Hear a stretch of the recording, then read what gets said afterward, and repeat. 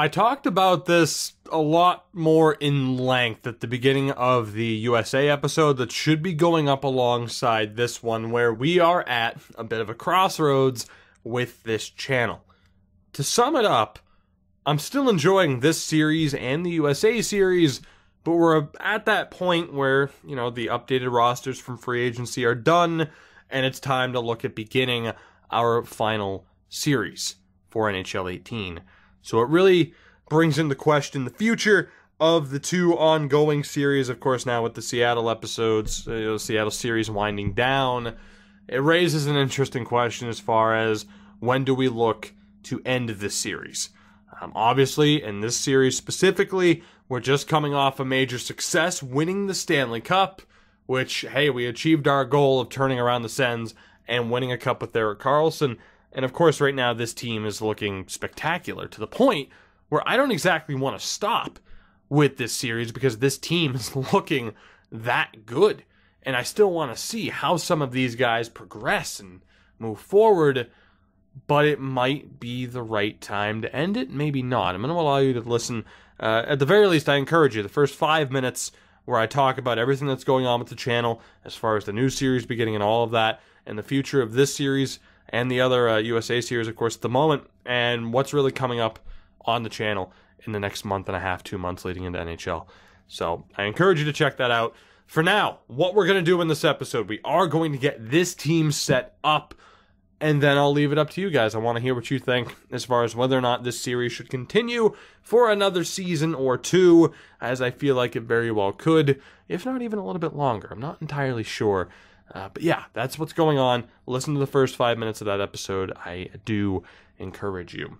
For now, as we get into this, of course, we left the last episode in one hell of a situation where we have way too many players, way too many good players to choose from. We also, that situation's been compounded by the fact that not a lot of teams have spots to trade, with the exception of the Toronto Maple Leafs. So while it could get us into a little bit of trouble, I am going to look to ditch some of the players that we picked up via trade in the last episode, basically out of necessity. And I'm pretty sure they were all forwards. Luff, Natainen, Shishkinov as well, and Olsen, I believe. That these were the three. So give me 1 second just to double check. I have every single one of these players listed out on a Word document, actually, just ready to go as far as making, if I make a change, I just cross their name off the list and we're golden. So can I send these guys all to Toronto is the question. I'd like to think so. Just to get this over and done with. Let's see. Perfect. You know what I'm also going to do, though? I think I pretty much have to do this to free up a roster spot because so many of the guys that we're looking to sign are, we just don't have the spots right now. Albaline is going to be traded. Of course, we have Chow and Vasyunov there, who are both further ahead. So we're going to look to add Albaline to this deal. Of course, we just picked him up. So it is going to end up being one of those kind of signings, but it has to be done at least. I planned on keeping him. Didn't realize we'd be in this much of a contract situation. We are sending him all to a division rival, so that could absolutely backfire. Time will tell. Let's just see if 1, 2, 3, what their response is to that. That's rejected. What about 1 and 2? That's accepted. I'll take it. So there you go, Toronto. You get a whole bunch of nothing, but you also get a goaltender that you might be able to use in the future. With that, that's where the tough decisions come in, and that's where we actually have to start looking at signing some players to fill out the AHL roster. So let's see who we can sign at the moment. And, again, it's tough because here's the problem. Oh, man, here's the problem. We are pretty much going to have to bring players right back in. That's what sucks. Let me double check about how many players we have that we need to sign, because there are quite a few. Goaltenders were set. Defensively, Belfour, Khabibulin, Weeks, Butsayev, and Appel are all on deck to be signed here. Let's do that. So Belfour, sign your deal. Khabibulin, sign yours. We'll get Weeks on this team. Let's sign Butsayev. And, oh man, Appel will bring us up to 48. And then forward-wise, we're still going to be a little bit short. We're still going to be a little bit short. Let's sign Gonchar. I might have to buy out a contract to make this happen. We have Salvador. And with that, we are at 50. Turikov, of course, won't be able to accept. So I am going to have to buy out a contract, more than likely. I think what I'm going to look to do is trade one of the forwards that we have to trade for a complete scrub, and we'll buy out said scrub, basically. That's kind of what we're looking at. But at the very least, the defense can be set up, which is nice. We have everybody signed there. And really, the defense is going to look like what you would have expected it to look like based on how I was setting up the team in the last episode. That's the defense right there. Thomas Chabot's going to stay. Kaltonen is going to start the year as a healthy scratch, which is risky, but he is going to start the year as a healthy scratch. We'll see how some of these guys do. If anyone's underperforming, we ship them out. If, of course, we continue on. And then defensively, down in the AHL, we have 2 healthy scratches. I'm not sure if it'll be Tangradi and Appel, but basically we have a little bit of depth there. That's going to be our defense, significantly weaker compared to what their defense was last season. And then forward-wise, I still don't know. It's such a tough choice. We have about 3 players too many right now. If that, actually really thinking about it, I'd say we have about 3 or 4 players too many right now. And I don't know who to get rid of. That's the problem. So this should be fun. Because whoever we do get rid of, again, we're just going to have to bring in scrubs, hopefully on 1-year deals, bring in draft picks in return, and, buy out those contracts. That's the only way to do it. So forward-wise, the big thing here that I want to figure out first is the top 6, and I feel like it's quite obvious. I mean, it comes down to Barzal, Borgstrom, Stone. The Stone stay. I feel like I want Mark Stone to stay. Have him here for 1 more year. And then, of course, Gusev and Denisenko are also there as another skill line. So you could argue now would be the time to ditch White and Jost, although I still, of course, do love that Jost, White, and Stone line. Which, we could still do. The problem is then, of course, Barzal, Borgstrom, Gusev, Denisenko would be on the 3rd line with probably Hayton and Heiskanen. It's just there's so much depth here, and it kind of came out of nowhere. Like, even if I avoided signing Denisenko, we were still going to have this problem. I didn't realize just how quickly we were going to progress into this problem. Here we are. So Barzal, Borgstrom, Gusev, I still think that's going to be our top line. Stone still has a tremendous amount of value for a 31-year-old, as does Gusev. We have Denisenko. Colin White still has some value. I don't know, man. This is crazy. This is crazy how many people we have to decide what to do with, Someone like a Bowers is probably actually worth trading away. Kravtsov as well isn't going to get any better, but he's going to be he could step in. He could be like a Ty Ronning as a healthy scratch. He really could be. Carl, Jocelyn, Kotkaniemi. You could argue Kotkaniemi's kind of been replaced by Markstrom, who's... he's more defensive, though. Great offensive awareness, but he's more defensive. He's like the perfect 3rd liner who might be able to chip in some points. I think the easy decision, of course, would be Jost, White, and Stone just kind of move out. Heiskanen, though, is still a 3rd line guy, despite that crazy offensive awareness. He has a really good slap shot, too. So we could bump him up. Oh, it's tough. I thought I came to a decision before I started, recording this. That's not the case at all. At all. We know what Barzal is. We know what Borgstrom is. We know what Gusev is. We know what Mark Stone provides. Denisenko's not going anywhere. Colin White, definitely well-rounded. Heiskanen, definitely well-rounded. Tyson Jost. The problem is we have no bad options, really. Claire is good for a bottom 6 role. I mean, Zimmerman with that offensive awareness, he could be plugged right into the top 6 as a playmaker and be fine. He really could be. This sucks. It's such a good problem to have, though. It really is. The defense was quick and easy. The defense wasn't a problem at all. Let me take another look here. So anybody who has a legitimate claim for top 6, not Kotkaniemi, not Vauclair. Let's send down those 2 for the moment. Markstrom, no. See, Markstrom, again though, perfect for third pairing. Jost, or not Jost, Barrett Hayton. There's an argument for him. Like, if I just look at this team right now as is, right? Let's look at this team as is. We go best lines. Marsh is in there, of course, as a defenseman.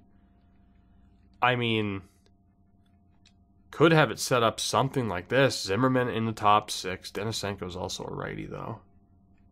Of course, we want a more skilled third line as well. We have too many good players for too many spots. We really do. Heiskanen's a lefty, which kind of helps in terms of a balance, even though a lot of people hate when I say, I kind of want a balance, because people, you know, it's debatable, like player type, I'd say. Heiskanen on the left. Again, though, I still really love that current third line right there. I really do. And it's like, you look at who's down in the AHL, though. You know, Ronning, Carl, of course, on our fourth line was great last year. And then Jocelyn also has a claim. Theodore and Kravtsov would just miss out. So our top 6 in the AHL is also deserving of being up here. It's insane. And of course we have so few trading options, and we have to bring back a couple of scrubs and buy them out, or at least one more scrub to buy him out. The others can stay. It's just, who the hell do we use? I mean, in terms of like who can improve as well, Ty Ronning's the only guy who's looking like he's not going to improve. Having him as a healthy scratch, of course, was the plan because of how easily he could step into the top 6. Krebs was great, Vauclair was great, Kotkaniemi was great, Jocelyn, Carl. And of course, we do want more of a well-rounded fourth line. This sucks. It really does. You could argue that right now it's time for that current third line to go, but with how goddamn good they were, I don't want to let go, Jack. I don't want to let go. Here's my problem. If we get rid of White and Jost, we don't really have an ideal. I mean, I guess we'd have to run Barzal and Borgstrom at center on different lines, which would make sense to have Barzal, Gusev, Borgstrom, Denisenko. And then does it really matter who the hell your left wings are? I don't really think so. Borgstrom definitely proved to be more of a goal scorer last year. So yeah, playmaker, goal scorer, playmaker. Although Denisenko has a hell of a shot in his own. So who the hell would the left wingers be on those lines? Markstrom has the crazy offensive awareness. Heiskanen also crazy offensive awareness. Jost, White, Stone.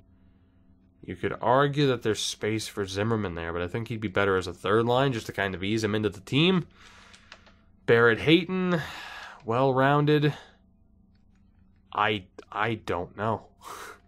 You have Krebs, Vauclair, Kotkaniemi, Jocelyn, Carl. I don't know who the hell to put there. I really don't. Like I said, the defense is sorted. No problem. Coltonen will sit to start the year. We'll see how everyone else does. And of course, it's fucking crazy. We have Rasmus Dahlin on this team now. It's just offensively, knowing how limited we are in our options. So let's say we go for... You know what? Give me a second here. We'll make the jump cut to save a little bit of time. All right. The decision's been made. It's the one that needed to be made. I knew it was the one that needed to be made. Let's do it. Jost, White, and Stone. 3 guys crucial to our success. They need to be on the way out. Mainly, we need to make the most of Stone's value right now. And for Jost and White, I don't think we can justify keeping them in the lineup over guys like Heiskanen, like Markstrom, and even stifling guys like a Carl and a Krebs, maybe even a Kotkaniemi.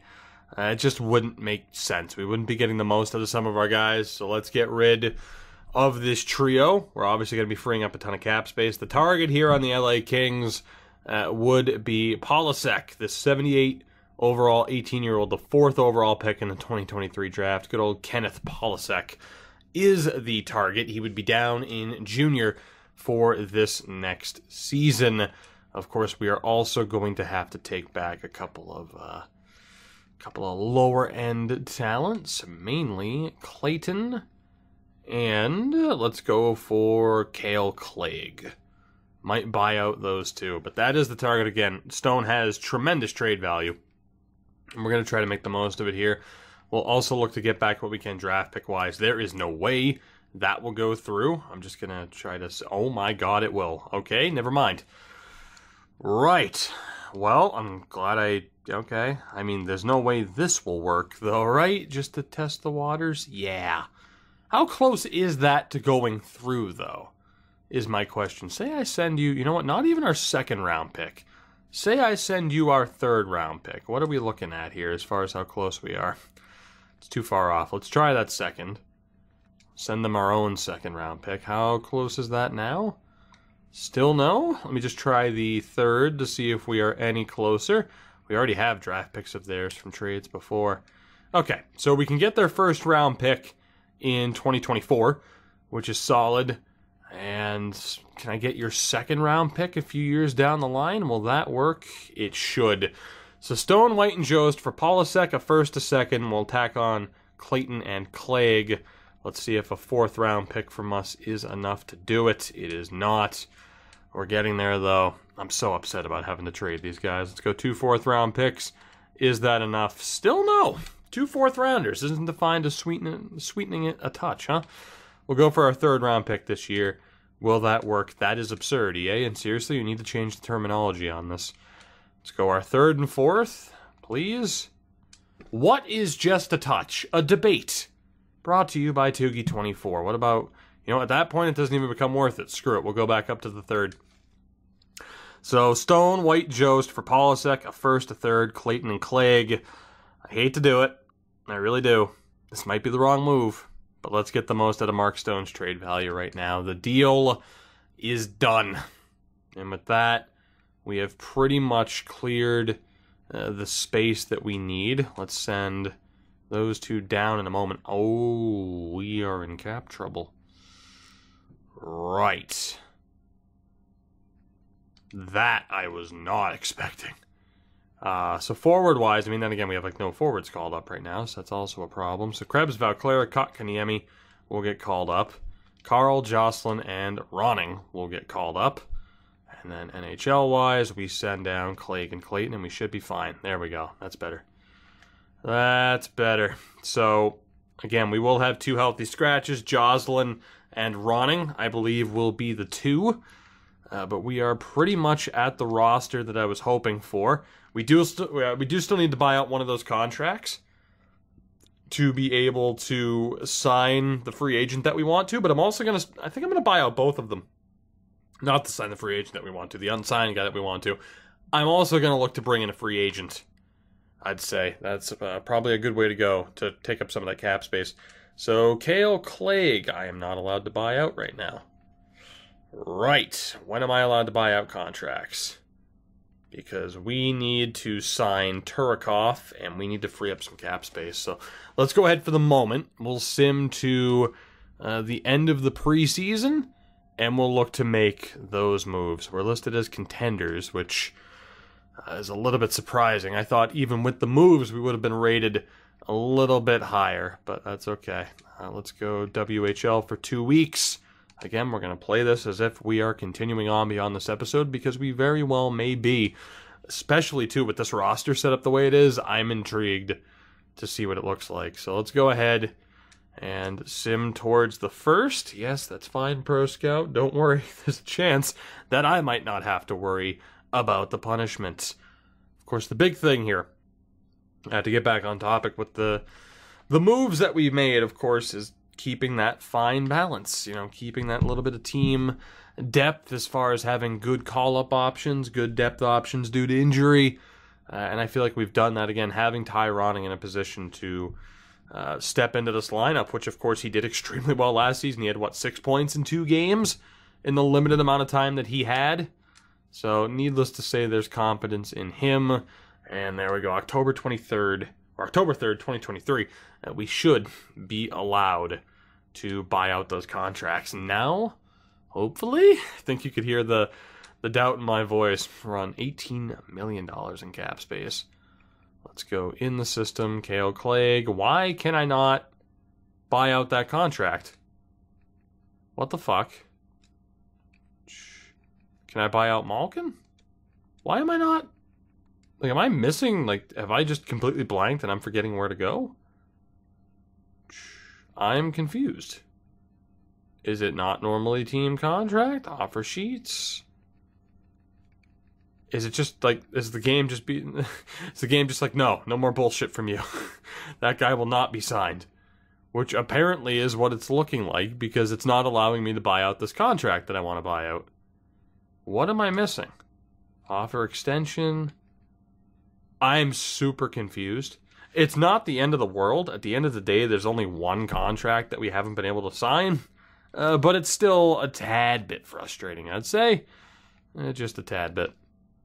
Regardless, let's set up this team, see what we're looking like this season. So Jocelyn, I think for the moment, especially with his potential, is going to take a seat for Kotkaniemi. And the fourth line, I think, is probably shaping up to be something like that. Krebs, Vauclair, Carl. Second line, again, I really want Borgstrom, Denisenko, Barzal, Gusev. Let's go between these 3 right here. Actually, I mean, these 4, really. Because I think I do want Krebs as a defensive option to be on the 4th line. Yeah, it looks good. I mean, then again, you could argue low top 6 over medium top 9. Carl versus the other guy, and we'll take a look at that in a moment. So Heiskanen, meh passing, pretty good shot, really good offensive awareness. Kotkaniemi, with the puck, decent offensive awareness. Shot might have the slight edge. What about Markstrom? Markstrom just has that offensive awareness. I want him on the 3rd line. Oh, and then Hayton, 89, really good with the puck. I think I'm going to have Heiskanen on the top line. And then from here, 77, 72, 82 for face-offs. Let's have Hayton on the 3rd line. So we're going to go Heiskanen, Barzal, Gusev, Kotkaniemi, Borgstrom, Denisenko, Markstrom, Hayton, Zimmerman, Krebs, Vauclair, maybe Carl, maybe not. Let's take a look at Jocelyn. So let's see, 4.5 with 5-star skating. How does he compare to Carl? 4.5 with 5-star skating. 4-star, ooh. 84 offensive awareness. I think Carl might be, again, I wish you could do a direct player comparison. I know he's down, listed below there, actually in the black. So better, even physical, better defense, better skating for Jocelyn. Carl's definitely the better offensive option. I'm going to give Barry Jocelyn the chance this season to start over Carl. Let's give him the opportunity. Offensively, there is not much there, but he is a shutdown guy if there ever was one. And then defensively, again, Pasi Kaltinen, I think, is going to take the seat for Marsh to get into this lineup. So we'll have the one extra lefty. But we'll have... you know what? Maybe not. Maybe we'll start Kaltinen, and then Marsh is there, just in case. So Dahlin, Carlson, Shabbat, Dobson, Reagan, Kaltinen. That's still a really good defense core. And then, of course, Shesterkin and Kadri are there. So Ron, Carl, and Marsh are the healthy scratches. It's still an incredibly well-balanced team. It sucks to have gotten rid of Ty Smith in the last episode, Jost, White, and Stone in this one. But it pretty much had to be done as far as balancing this out. And I think this team could still go a long way. And then down in the AHL, it's Tanev and Chow. That is correct. We have Korolev still signed, so we have our 5 goaltenders. And then defensively, we need to take out Clegg and Clayton, of course. Let's bring in not Murray. So between, I think, let's just plug in Alvara for the moment. And Butsayev is the higher overalls. Let's take a look at the potentials. It's a high top 6 and a low elite. Let me actually take a look at that. So high 6 with Butsayev. Are there higher potentials between Tangradi and Appel? Both medium 4. You know, I trust medium 4 more to develop. So I think we're going to go with those. So Tangradi and Appel will be in the lineup. Let's go with that setup right there. That works for me. And then forward core, I need to take out guys like Ethan Warwick. Belanger is one of ours. Low top 6. This team is still going to be stupidly good. Like, it really is. At that point, all of those guys are our prospects. So let's see what we have in terms of highest potential. So we got a lot of low 6s, a medium 9, another low 6, a low elite for Lawson, low elite, medium 6, 2 low 6s there with Bowers and Kravtsov. But I think, based on their ability, we'd probably leave them. So I think that would be our top line. Salvador, Gonchar, and Lawson. Looks good to me. Gonchar, of course, our only medium elite there. And Salvador's looking pretty damn good, too. From there, I'd say it pretty much just comes down to overall and having the highest overall guys in their proper roles. So I think we're looking good there. Kravtsov, Bowers, Theodore, Alcock, Malkin, and Tiervinen. Let's have Tiervinen with that top defense there. And yeah, we're looking good. We're looking good. I don't expect that AHL team to be a playoff team. But just in terms of the amount of literally potential that we have listed, I think we're good. So again, the AHL roster, I think for the moment is going to be set. I'm going to give you guys a chance, of course, to chime in. Think if you think if we should change it up. Of course, we decide to move forward, and then of course just the amount of depth. We of course have been limited due to apparently not having the ability to buy out anybody. We've also been limited by the amount of trade partners that we had to be able to pull this off. The big casualties, again, Jost, Whitestone, and Ty Smith. But we are still in a tremendous spot right now. And if we choose to continue, I'm going to optimize the lines a little bit in terms of, making sure that everyone's like left wing, right wing, stuff like that. So I can go best lines, and the 4x4 lines will still be set up well. But we are listed as contenders. Again, in terms of value, it's still there. In terms of draft picks, we are still just stocked.